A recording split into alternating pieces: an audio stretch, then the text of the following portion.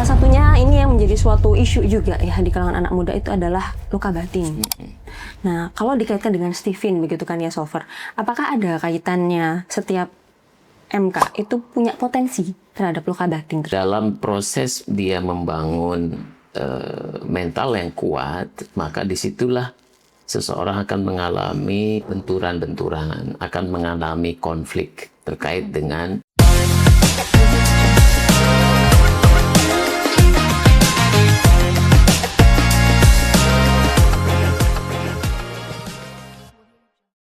Assalamualaikum warahmatullahi wabarakatuh. Kembali lagi bersama saya Dita Nevianti dan tentunya di sini saya bersama Solver Hari Sanusi. Assalamualaikum Solver. Waalaikumsalam Mbak Dita. Gimana kabarnya Solver hari ini? Alhamdulillah sehat. Alhamdulillah sehat ya Solver ya. Masya Allah. Akhir-akhir ini Solver ada pembahasan yang cukup menarik Solver. Ini tentang mental health ya. Iya. Mental health yang itu di kalangan anak muda. Nah, salah satunya ini yang menjadi suatu isu juga ya di kalangan anak muda itu adalah luka batin. Nah, kalau dikaitkan dengan Stephen begitu kan ya Solver, apakah ada kaitannya setiap MK itu punya potensi terhadap luka batin tersebut? Iya. Terima kasih Mbak Dita terkait dengan luka batin ya. Jadi dalam konsep Stephen tentu setiap mesin kecerdasan, setiap orang mesti mengalami satu proses terluka. Kalau mengenal dalam konsep Stephen ada istilah matra dari personality ke mentality, lalu lanjut sampai ke morality dan spirituality. Nah, dalam proses dia membangun mental yang kuat, maka disitulah seseorang akan mengalami benturan-benturan, akan mengalami konflik terkait dengan lingkungannya. Nah, disitulah potensi luka itu terjadi. Kalau merujuk pada istilah yang dipopulerkan oleh Tan Malaka, terbentur, lalu terbentuk. Jadi sejatinya luka itu positif asal seseorang itu memahami bagaimana cara mengatasi luka itu. Oke. Nah, kalau tadi pertama sebelum kita mengetahui cara mengatasinya, kira-kira ada nggak Solver tanda-tanda yang mungkin dialami oleh luka batin, mungkin bisa perwakilan tiap MK begitu? Ya, justru di sini Stephen menjadi solusi agar seseorang memahami apa yang menyebabkan ia terluka.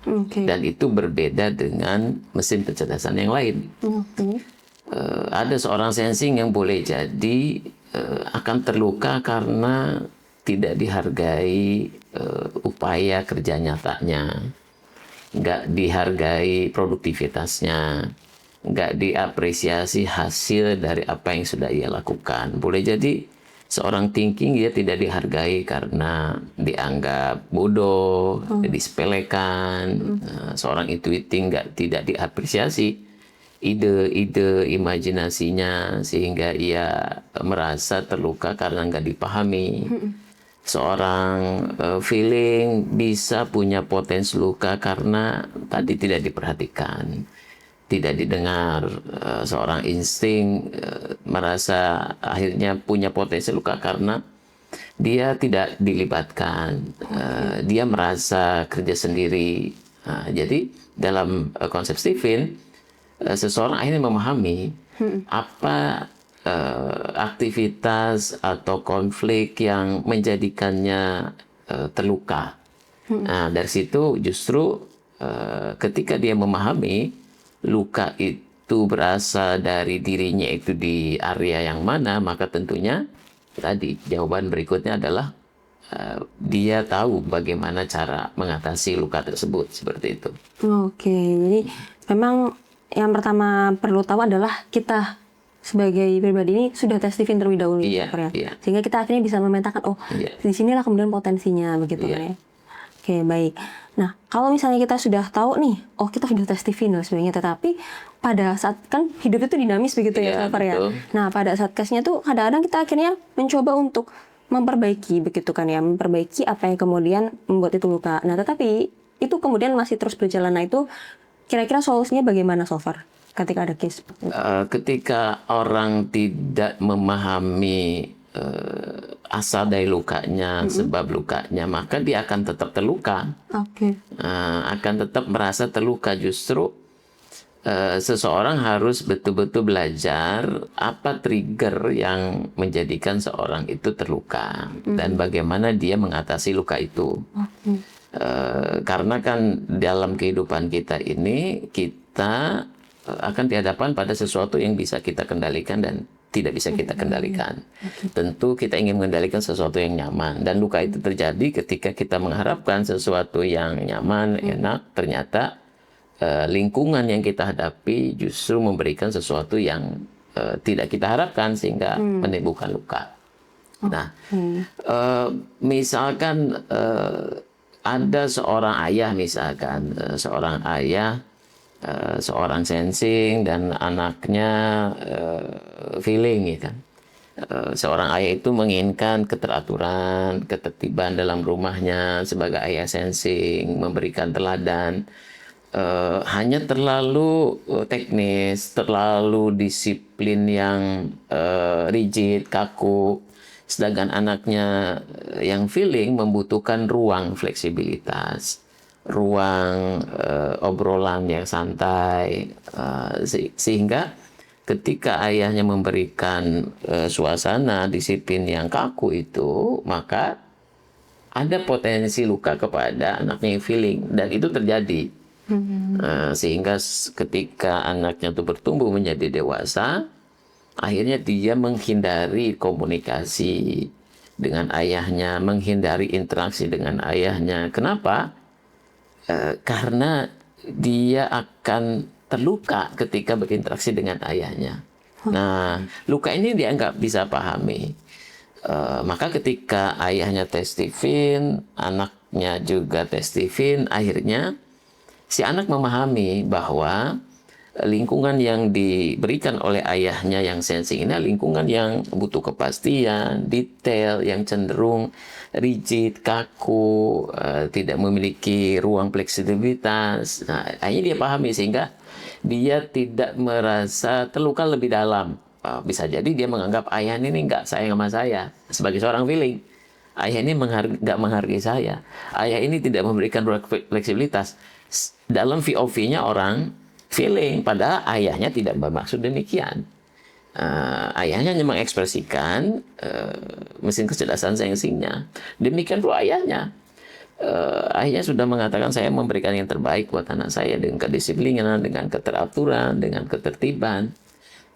Si ayah gagal memahami bahwa anaknya justru butuh sesuatu yang hubungan relasional yang hangat, yang santai, yang punya fleksibilitas, sehingga ayahnya pun akan menjadi terluka oleh perilaku anaknya. Kenapa?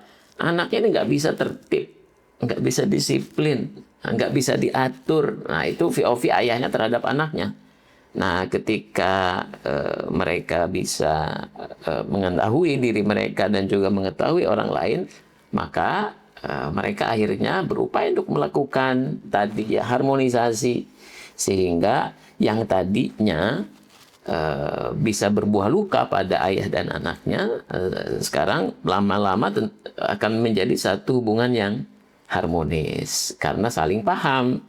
Tentu tadi proses untuk saling memahami ini mesti dijalankan dengan kesadaran antara seorang ayah dan juga anaknya. Nah, demikian pula setiap kita boleh jadi punya hubungan interaksi dengan orang lain yang bisa selaras atau bisa juga berseberangan yang akhirnya menimbulkan konflik dan luka pada diri kita seperti wanita.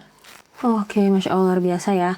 Nah, kalau bisa dibilang gini, Sobat, kira-kira ada nggak mungkin ya tips ya, barangkali di sini juga para penonton yang ada di sini juga memiliki sama punya luka tapi nggak sadar gitu, Sobat. Nah, kira-kira apa nih tips yang bisa diberikan untuk penonton kita? Iya, kalau luka tidak sadar justru bahaya itu. Karena justru ketika seorang merasa terluka, ya sedih, ya menangis, ya mengekspresikan dengan menyendiri, menghindar, tapi sadar akan lukanya, itu positif banget gitu. Yang bahaya kan kalau katakanlah sederhananya secara biologis, misalkan Mbak Dita terluka oleh duri lalu merasa sakit, kan itu wajar. Iya, iya. Ada duri sampai mengeluarkan darah, itu wajar banget. Yang bahaya justru kita kena duri keluar darah nggak kerasa apa-apa. Dalam konteks manusia, dalam konteks psikologis, justru kalau ada orang luka dan dia tidak merasa, itu sudah bahaya sekali. Itu udah punya penyakit psikologis yang dalam.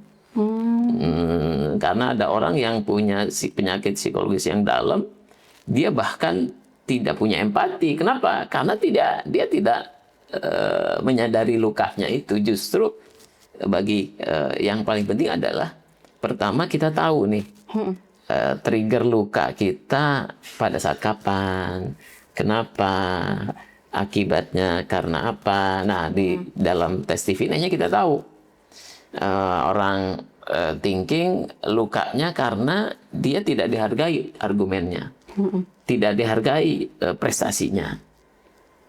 Misalkan ada seorang guru yang menyatakan seorang anak murid itu tiba-tiba prestasinya nurun, padahal dia pintar, juara 1, tapi kok turun. Di semester berikutnya setelah dites, anak ini adalah thinking. Karena gurunya merasa anak ini sudah juara 1, maka dia berikan perhatian kepada anak yang lain yang sedang bertumbuh, padahal si anak thinking ini butuh apresiasi itu sebagai anak yang pintar, yang cerdas. Nah, guru ini tidak memberikan apresiasi, anaknya terluka. Anak thinking ini kan butuh penghargaan, butuh diakui, butuh rekognisi. Gurunya gagal memberikan itu. Tiba-tiba karena murid si anak thinkingnya merasa, kok saya nggak diakui, nggak direkognisi, guru saya lebih cenderung untuk melayani mereka yang belum pintar, masih berkembang, akhirnya prestasinya turun. Kenapa? Karena anak thinking ini terluka. Maka ketika gurunya akhirnya memberikan apresiasi, pengakuan, bahkan melibatkan siswa thinking itu untuk memberikan pengajaran kepada temannya, dia kembali berprestasi.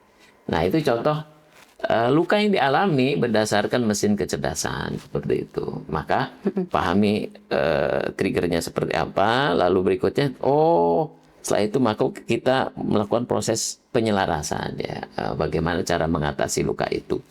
Dan tentu bertindaklah asertif, bertindaklah berkomunikasi secara asertif, secara terbuka, untuk memahami bahwa saya sedang terluka, sehingga orang-orang bisa sadar, juga menolong. Sama seperti kita terluka secara fisik, saya sedang terluka, maka orang mengambil obat merah, mengambil kain kasa dan lain sebagainya untuk bisa menyembuhkan luka. Termasuk juga kita. Maka ketika kita merasa sedang terluka, maka sadari itu, dan juga datang kepada orang yang bisa menolong luka yang ada pada diri kita, seperti itu. Oke, Masya Allah, luar biasa. Jadi penting sekali ya untuk kita menyadari terlebih dahulu ya, Salvar, ya, karena itu yang menjadi kunci dari segala kunci ya. Ketika itu sudah ketahuan, maka akan bisa lebih mudah ke depannya.